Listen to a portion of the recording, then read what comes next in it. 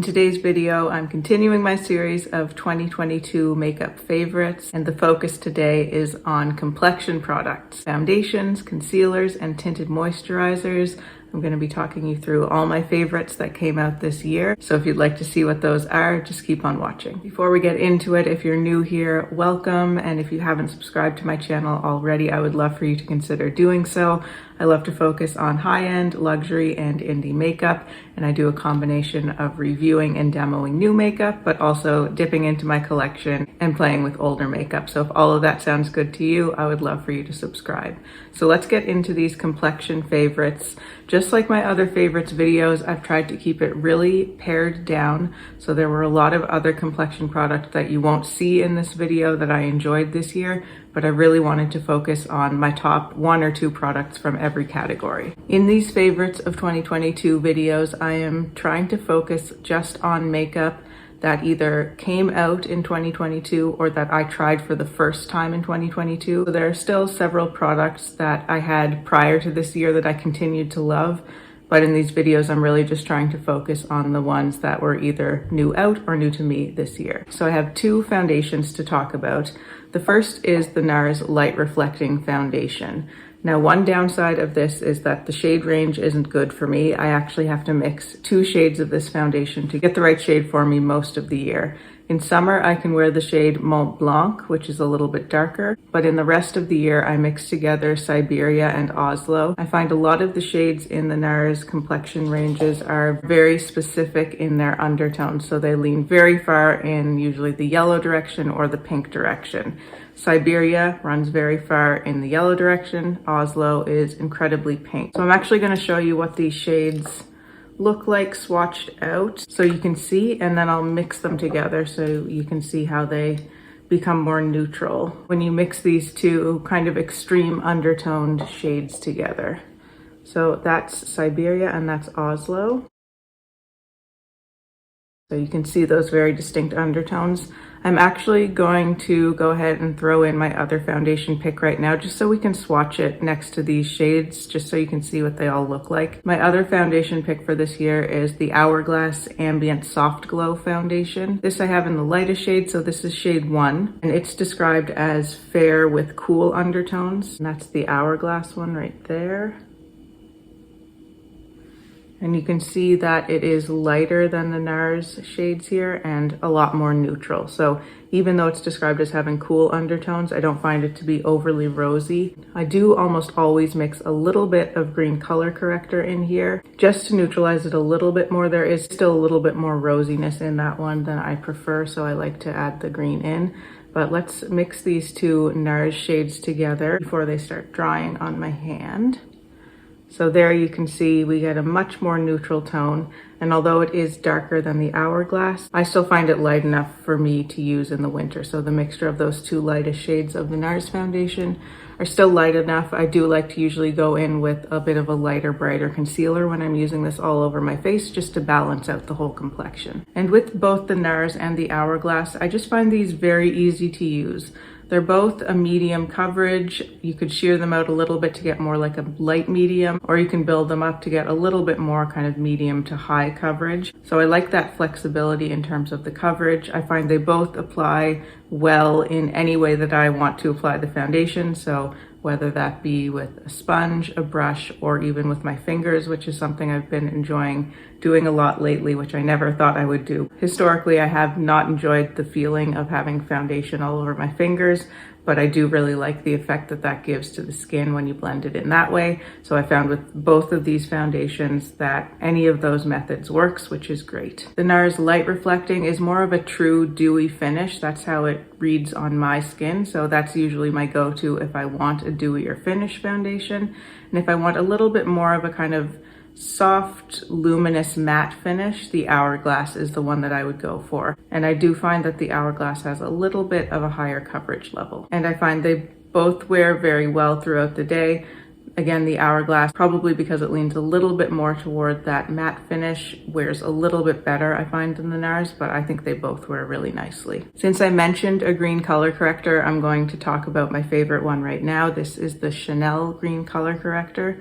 So it's just the Chanel concealer, but they have a number of shades that are color correcting shades rather than skin tone shades. And this has been one of my best makeup discoveries this year. It's such a useful product. I have a lot of redness on the surface of my skin, and this does just a phenomenal job of counteracting that. It's also a great mix-in for foundations. As I mentioned, that might be a little bit too pink and need to be neutralized a little bit. It works really well in that way, but it also works very well just on its own if you don't want to apply any other makeup and you just want to even out that redness a little bit. It blends out so easily and seamlessly that you can just target it to certain areas, blend it out, and you're good to go. This is what the color looks like.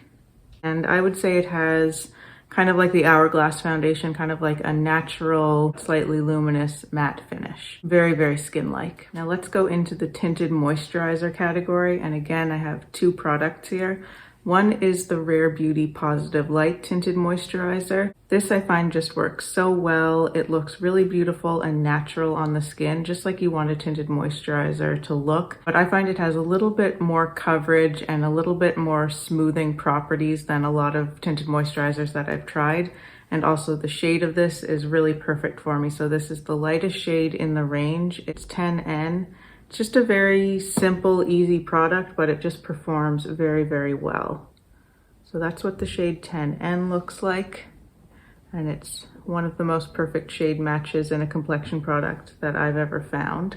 It does have SPF in it though, and I sometimes wonder if it breaks me out. So I don't use it as often as I would probably if it didn't have SPF in it, because I do think that might clog my pores a little bit, but it's still just such an excellent product. And if you don't have issues with breakouts or with certain SPFs breaking you out, then I really highly recommend that product.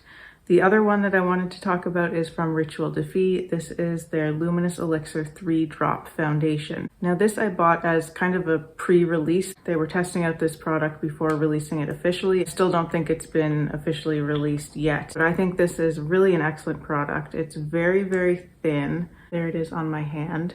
But like the Rare Beauty, it gives you more coverage than you expect, but still a really gorgeous finish.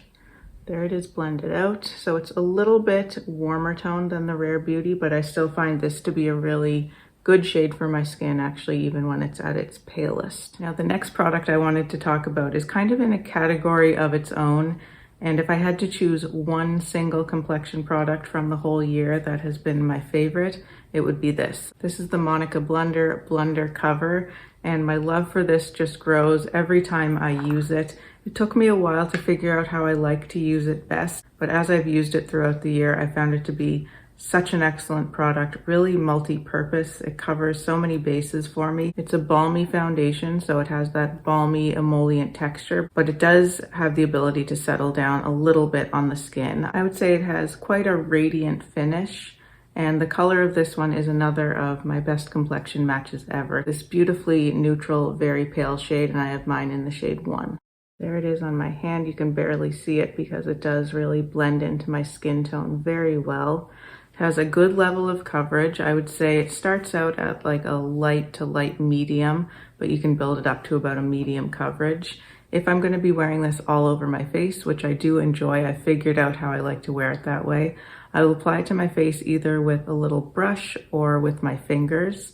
And then I'll go over top with the powder. So if I want a lighter coverage, I'll just use a more translucent powder, something like the Kosas powder. But if I want more coverage, I'll use my Fenty Soft Matte Foundation powder, and that pairs really nicely with this as well. You can wear this without setting it with any powder, but I find it just lasts much better throughout the day if you use at least a translucent powder on the certain areas where you tend to get a little bit more oily throughout the day. I also love to use this as a concealer, and again, I can go with a brush or with my fingers. You can use a sponge with this as well, but I tend to go with either brush or fingers. And since it's such a nice light bright shade, I find it to be a really good concealer for doing what I was talking about with the Nars foundation, if I need something to brighten up a foundation shade a little bit. But it has really paired perfectly with any foundation I want to use it with. The packaging is glass. You get a lot of product in here, which is great. And it's such a simple product, but such a useful and really high performing product as well. And lastly, I have two concealers I wanted to talk about. I don't have a specific powder to talk about in this video. I did like the Westman Atelier powder, which came out this year, but it hasn't risen to the same high status that these other products have, so I'm not really including it as a 2022 favorite. But of the new powders that I tried this year, that would be my favorite. But into the concealers, again, I have two here. One is from Hourglass. This is the Hourglass Vanish Concealer, and the other is the Item Beauty Air Hug Concealer. The Item Beauty one I love because they have a really great shade range. Again, I have the lightest shade. I think in all of these products, I have the lightest shades in the ranges. This one is a little bit more peachy, so it's still nice and neutral, but leaning more toward like a neutral peach type of shade. It's really easy to use. It's very affordable. You can customize your coverage. It works well as an all-over product or as a concealer to support a foundation that you're wearing. Just a very easy, good go-to product. There's the Item Beauty in the shade 100. Really nice and light, which I need in my complexion products. And then the Hourglass one I have in the shade Birch. This is one that's a neutral, but it's a little bit more kind of like olive undertone, still very, very light. This one is especially good if you want to cancel out a little bit more redness because it does have that little bit of a green kind of undertone there. And I think you can see when you compare those, they're both about the same depth, but just kind of different versions of neutral undertones with those.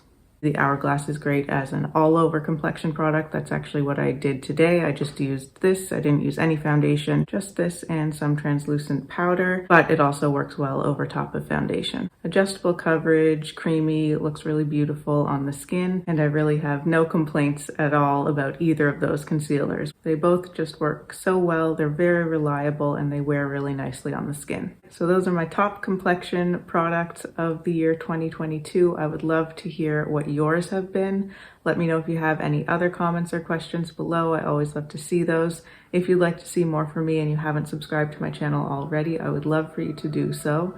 Thank you so much for watching. Take care, and I'll see you in my next video. Bye.